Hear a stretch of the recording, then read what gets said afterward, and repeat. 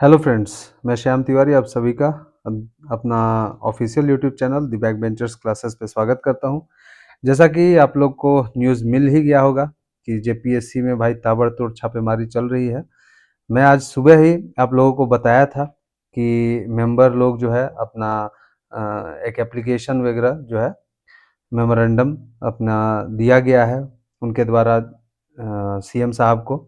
उसके अलावा जयराम महतो जी ने विधायक डुमरी विधायक जो हमारे हैं, जो एक्चुअली स्टूडेंट के हितैषी भी हैं, उन्होंने भी अपना पत्राचार किया था सीएम साहब के साथ। तो समझ जाइए कि यही सब देखते हुए सीएम साहब का आज पूरा जो तंत्र है वो हाई अलर्ट पे है, बिल्कुल हाई अलर्ट पे है। और जेपीएससी ऑफिस में ताबड़तोड़ सीआईडी और रांची पुलिस या फिर झारखंड पुलिस का जो है रेड चल रहा है। 4 लोग इवन हिरासत में भी लिए जा चुके हैं। इवन चेयरमैन ने इस्तीफा भी दे दिया है। तो आइए ये घटना को सिलसिलेवार तरीके से समझते हैं क्या-क्या हुआ है। तो अध्यक्ष साहब ने दे दिया है भाई इस्तीफा, एल ख्यांगते थे। इस्तीफा देना भी चाहिए था। ये जो है ऐसे मतलब बेकार आदमी जो सिस्टम में रह के जो है सिस्टम को खोखला करते हैं, उनको भगा ही देना चाहिए। वैसे ऐसे जो अपंग लोग हैं उनको अपॉइंट भी नहीं करना चाहिए ऐसे-ऐसे रिस्पॉन्सिबल पोस्ट पे। जो यहाँ पे बैठ के बस कुछ काम करना नहीं है, एक साइन आके कर देना है। तो उस साइन की रिस्पॉन्सिबिलिटी क्या होती है, वो आज तक इनको समझ में नहीं आई थी, अपने रिटायरमेंट की एज तक। आज इन्होंने जो है इस्तीफा दे दिया है, क्योंकि इनको अब रेड वगैरह दिख रहा है कि हो रहा है, सब सही से होने लग गया। तो ये गलत वाले राज्य में सही से हो रहा है तो इनकी भी हालत खराब है। सीआईडी प्लस रांची पुलिस संयुक्त टीम की छापेमारी हुई है।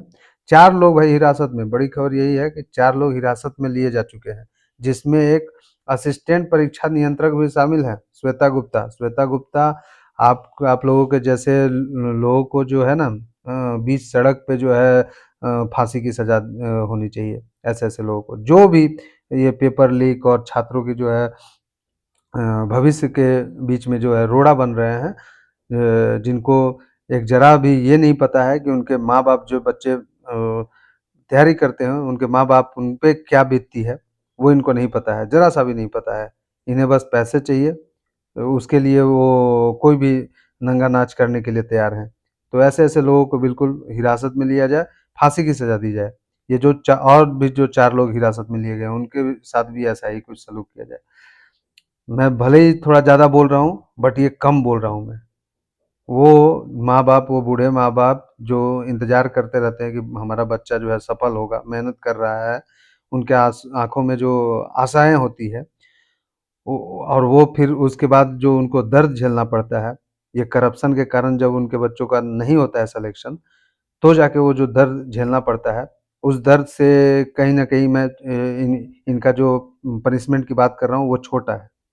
वो छोटा है बिल्कुल, इनको फांसी पे लटकाना चाहिए। तीसरा है भाई, एजेंसी कार्यालय को सील कर दिया गया है, टीडीपीएल। आज सुबह में ही मैं बता रहा था कि टीडीपीएल ये जो कंपनी है उसको पेला जाना चाहिए पहले। तो मेरे कहे हिसाब से पता नहीं ये नेचर में बात पहुँची होगी, सीएम साहब को गया होगा।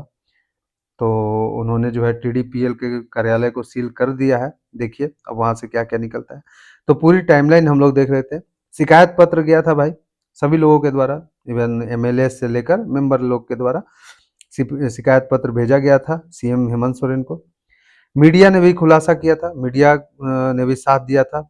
द भारत मित्र को मैं तहे दिल से धन्यवाद देना चाहता हूँ, भारत मित्र को। साथ-साथ बाकी जो मीडिया हाउसेज़ हैं, उनको भी धन्यवाद। इस कम से कम ये चीज़ करवाने के लिए। अभी तक तो रद्द नहीं हुआ है, मेरी माँग तो यही है कि सबसे पहले रद्द हो। ये जो पूरा जो रायता फैला के रखा है, वो बिल्कुल साफ़ होनी चाहिए। तो टाइमलाइन में यह है कि शिकायत पत्र पहले दिया गया, मीडिया का खुलासा हुआ, सीआईडी का जाँच शुरू हुआ। जाँच शुरू होते ही जेपीएससी कार्यालय पर रेड किया गया, रांची पुलिस और सीआईडी के द्वारा। 4 लोग तुरंत हिरासत में आ गए। अब हिरासत में ऐसे ही नहीं लिया जाता है किसी को। ज़रूर कुछ न कुछ साक्ष्य या फिर जो है एविडेंस जाते के साथ ही मिल जाना, तो उनको हिरासत में लिया जाता है। तो ऐसे-ऐसे लोग जो है, ऐसे करप्टेड लोग वहाँ पे बैठे हुए थे, 4 को कम से कम लिया गया है। अभी तो वैसे-वैसे बहुत लोग होंगे, क करीबन 50-100 होंगे, तो वो जब आ जाए तो ज़्यादा अच्छा रहता। पर देखिए धीरे-धीरे काम हो रही है। एज फिर क्या हुआ, एजेंसी कार्यालय को सील कर दिया गया और फिर अध्यक्ष साहब, जो बिल्कुल एकदम अपंग आदमी हैं, इन्होंने अपनी पद से जो है इस्तीफ़ा दे दिया है। अपंग आदमी को रहना भी नहीं चाहिए, बिल्कुल। इससे क्या हुआ भाई, जब रेड पड़ी तो डिजिटल और फिजिकल एविडेंस जो है सीआईडी को मिला है। अब सीआईडी पे भी है, सीआईडी पे भी कई बार जो है सो कि उँगली उठाए जाते हैं। इस बार देखना है कि सीआईडी किस तरीके से अपने कार्यों में जो है कुशलता और जो है निष्पक्ष रूप से काम करके देती है लोगों को। ये भी देखने वाली चीज़ रहेगी। इन्वेस्टिगेशन प्रोसेस चल रहा है, रेड है, सीज़ किया गया है, कार्यालय पर छापेमारी और डिजिटल साक्ष्य को जब्त किया गया है ना? हिरासत में लिया गया है लोगों को। कई सब सभी कर्मियों के फ़ोन भी जब्त कर लिए गए हैं इवन। डिजिटल एनालिसिस चल रहा है, सीआईडी रिपोर्ट मतलब अपना तैयार कर रही है एंड फर्दर लीगल एक्शन भी लिया जाएगा। तो अब आगे क्या है भाई? आगे की तैयारी हम जानते हैं, इससे पहले ये जान लीजिए कि यह मामला इतना महत्वपूर्ण क्यों है भाई? क्योंकि फेयर रिक्रूटमेंट ज़रूरी है। किस लिए? पब्लिक ट्रस्ट बनाने के लिए।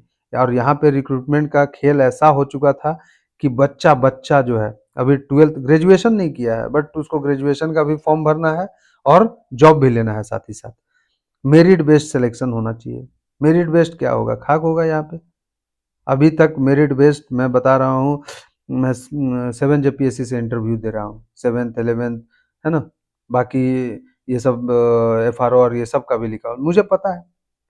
हर जगह जो है इस मेरिट बेस्ड सिलेक्शन प्रोसेस को दबाया जा रहा है, ख़त्म किया जा रहा है।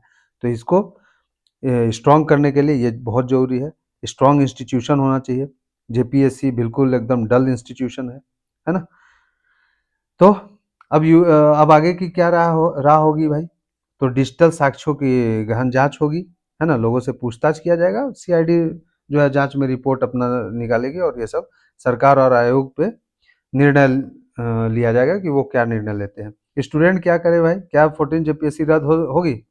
तो बिल्कुल, इसमें कुछ मतलब ऐसा भी नहीं है कि रद्द नहीं होगा।